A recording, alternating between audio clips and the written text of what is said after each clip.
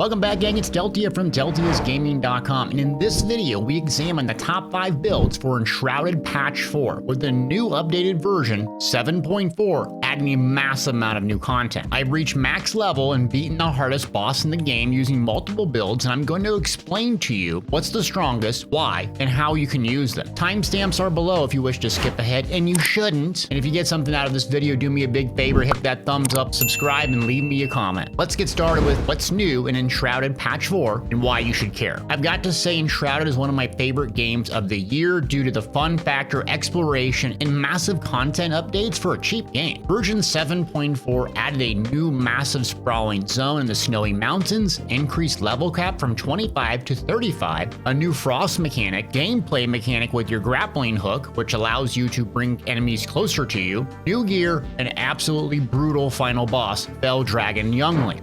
The first thing is the new zone, and it's accessed multiple ways, but the easiest is at the far east side of the map, taking a cave north. This zone introduces the frost mechanic, which is similar to Shroud. You have a timer in the top left of your user interface counting down. Once it reaches 0, you will die from hypothermia. At first, you have almost no ways to deal with this frost, and it's incredibly annoying. However, through consumables, food, Ring of Frost, gear sets, you start to expand your time limit and can explore more of the area. The overall purpose of this patch is to increase your flame altar to level 8. The previous max level was 6, so you're going to have to upgrade that twice, and a lot of crafting and materials and exploration. The hardest thing to find is the Fell Dragon Youngling's head. So far as of making this video, 0.1% of people that have ever played Enshrouded have killed this boss because it is actually very brutally hard. They did a great job with it. What makes the boss hard is that you only have a couple options to hit it at range. In melee builds, even using mid-range wands cannot even reach it. The best trick I can give to you without a separate video is using stun arrows to fill up the bar, forcing the dragon to land, giving you about a 10-second damage phase. And as you can imagine, this will influence our build ranking, considering this is by far the hardest boss to ever grace Enshrouded. Now, you can increase your level to 35 and obtain level 40 gear, so expect a spike in power. New vendors have craftable armor and shields, and most contain frost resistance. Some other notable features, you'll find dynamic weather system, so the weather will change dynamically, and this affects gameplay, including snow, which kind of limits your movement, and you have to use stamina to move through it. Also, town NPCs day-night cycle. New NPCs have schedules, wander around the bases, sleep, and interact, and it adds a lot more realism instead of just something sitting there isolated. And something really kind of fun is farm animals and pets, so now you can tame animals and pets, and they're not just cute little cuddly things. In fact, you get this yak buffalo looking thing that is really core to upgrading your gear using wool. So they serve a purpose, and they make your environment feel more alive. Also, enhanced grappling hook mechanics, so you're gonna have 2 new skills that allow you to pull creatures towards you, not necessarily bosses though, and additional consumables and throwables. Now, without boring you any further with a separate video, let's get into our ranking, and we're gonna start with number 5 best build, and that's the Battlemage. And the build features a unique play style of kind of being half tank and half spellcaster. This is an ideal build if you want a bit more group utility or survivability at the expense of damage. Battlemage skill line focuses on the wand versus a staff, and this is helpful weapon setup because you can block and have medium range attacks. The Battlemage can still use the staff and rip off huge fireballs for AoE and turtle up for survivability when enemies come close in range. Moreover, a benefit of the Battlemage is dipping into the tank skill line to get some damage reduction skill like Tower and Warden. Even if you're not playing in a group, these skills are critical for survivability. You can get some early life leech rings too to help with survivability, but again, at the cost of lowering your damage and lower AoE of the wizard. A few changes have happened to the skill trees you'll notice, like Life Essence in the Battlemage, which increases your health 5-fold based on your intelligence, and then just beyond that is the Exalted, increasing your intelligence by 1 for every flame level you have. Thus, it makes the skill line near mandatory for anyone wanting both high health and high survivability as a spellcaster. If that weren't enough, the Life Burst skill is also one you're going to want to maintain in the Battlemage skill line. Killing an enemy with a magic weapon gives you and anyone near you health back 3 times your intelligence stat. And it's very easy to achieve 20 intelligence with food choices, and thus have a massive influx of passive healing when mobbing and killing enemies for you and your team. Okay, great Deltia, this sounds incredibly survivable, so what's the downside? Well, in previous updates, the Water Aura passive was so strong in the healer skill line you almost couldn't die, combined with some of the Battlemage passives. This would give everyone around you passive healing per second based off your intelligence. While While this skill line is still useful, it's not incredibly broken anymore and kind of holds the battle mage back because you're stuck between a tank and a wizard, so you're not having the most damage reduction possible and you don't have the most damage. However, the battle mage is a perfect build for someone who likes spellcasting wizard but might die a bit too frequently and wants more survivability or group utility. Moving on to number 4, that's a very unique playstyle in the assassin. The assassin build is a versatile one using both daggers and bows for damage. Daggers were introduced in a previous patch with more skills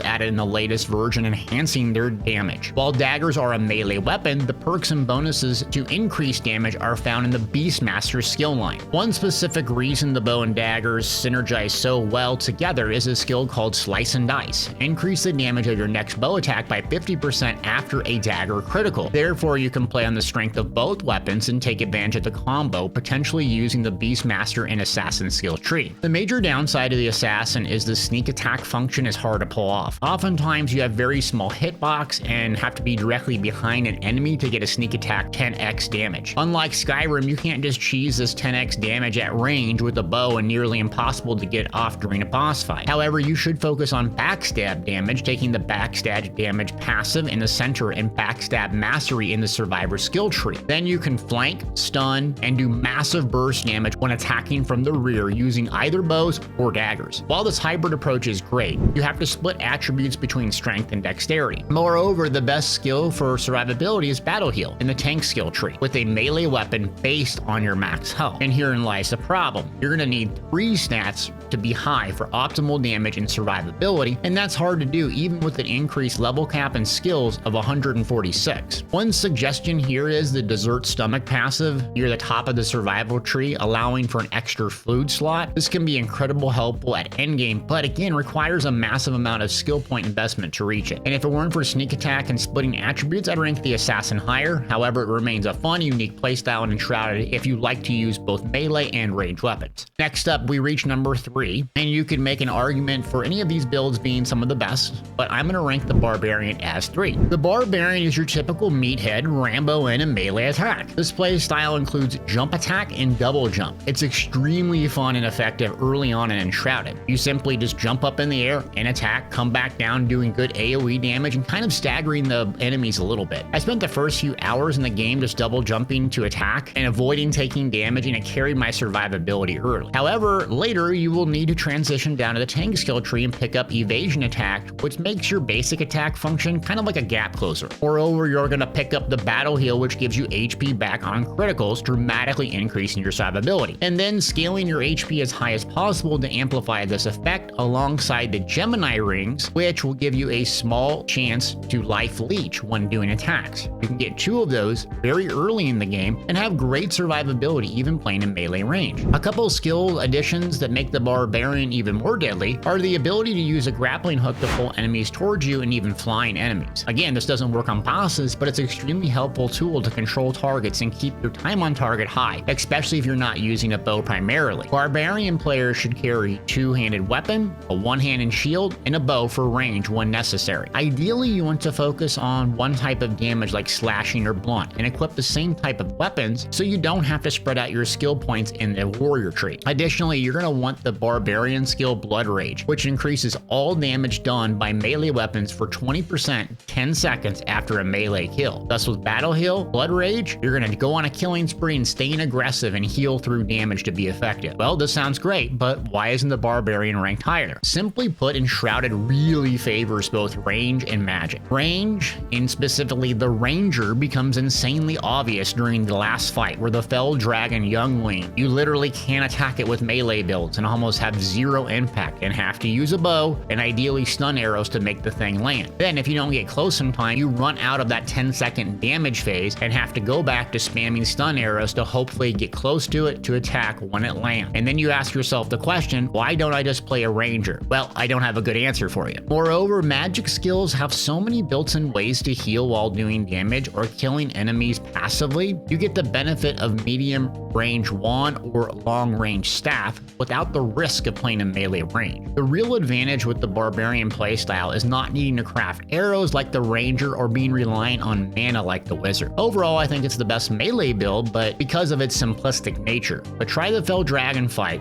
and you're likely to rage quit. Moving on to number 2 on our list, and hopefully you didn't skip ahead, and that's my personal favorite, the Wizard. The Wizard is an AoE powerhouse build in Enshrouded, and unlike the Ranger, doesn't require an endless farming and crafting loop to do incredible damage via arrows. The Wizard can obtain eternal spells like launching fireballs and acid biting and blast through waves of enemies. Unlike the Battlemage, the Wizard's skill tree features more boost to AoE damage and elemental damage. With this patch 4 focusing on Frost, you can get skills like Iceman, Sub-Zero, and Frost. With Iceman and Sub-Zero, you can stack a 30% damage increase to all ice damage. Frost will slow down enemies for 3 seconds when they attack you in melee range, and using Blink and Emergency Blink, you can create a lot of space and be untouchable. Add those elemental damage components with Chain Hit and Mass Destruction, and you deal incredible passive AoE shock damage by casting spells and doing big crits. Then you can use the Water Aurora and Life Burst for survivability, both passively and on kills. Another trick I do with my Wizard while taking the double jump skill for pure utility is I make my way up to Dessert Stomach to get an extra food slot. This combination gives you outrageous stats, because with 4 food slots, you get 1 for intelligence, 1 for health, 1 for recovery, and 1 to boost stats even further or to gain some frost resistance. Then you end up with well over 20 intelligence and nearly 2k health, providing the best blend of damage and self-healing game. Well then, why isn't the Wizard the best overall? It's honestly due to the last fight against the Fell Dragon. When I encounter the dragon, you see a little note explaining how to knock it down. Well, seeing how I think I'm God's gift to the game, I ignored this, flew in like a meathead, and died repeatedly, only to Alt 4 in frustration. After a day of seething and admitting I suck, I respec to a Ranger, crafted 200 stun arrows, and said I'm gonna take this sucker down. And on the first try, that's exactly what happened, using the stun arrows to knock the enemy to the ground, where I could take advantage of the backstab damage and fire off arrows with my archer. I had to rewind the footage and look at the damage numbers. I was getting these crazy damage numbers over 2k, and then one with multi-arrow of 2000 and 1400, just absolutely melting the health bar of the dragon with ease. And that's when I put the Ranger to the top over the Wizard, this particular fight where the single target damage was so significantly apparent. However, I still prefer to play as a Wizard so I don't have to spend hours crafting arrows. But enough about the Wizard, still solid. Let me explain the Ranger. The Ranger is the best build in Enshrouded. It's your typical Legolas pew pew pew with the bow at range. What sets the Ranger apart is the absurdly powerful skills and arrows, which make the game pretty much easy mode. You have 2 skill trees dedicated to increasing bow damage or arrows, where the mage only has 1, breaking staff and wand into 2 separate skill trees. Here you have the Ranger and the Assassin both boosting your damage. Therefore, you can take advantage of these 2 trees, crafting arrows like Explosive, Shroud, or Stun, and gain the effects you want. Moreover, Enshrouded solved for the annoyance with the Ranger by enabling the Eternal Frost arrow that allows you to shoot arrows with a bit of mana. While the damage is low, it saves you from constantly crafting arrows starting at the mid-game and is a helpful addition. The major skills that make the Ranger over the top is stuff like Shell Shock, Ricochet, and Chain Reaction. Shell Shock infuses your range explosive with mana, and now they stun. Ricochet increases your damage done for every target you hit with an explosive. And then Chain Reaction, every enemy hit with an exploding arrow has a 20% chance to trigger a secondary explosion for 50% damage in a small radius. That weren't enough, the skill Ranger gives you +2 endurance, +2 dexterity, stamina recharge, critical chance, and critical damage. And Sharpshooter increases your range damage by a whopping 20%.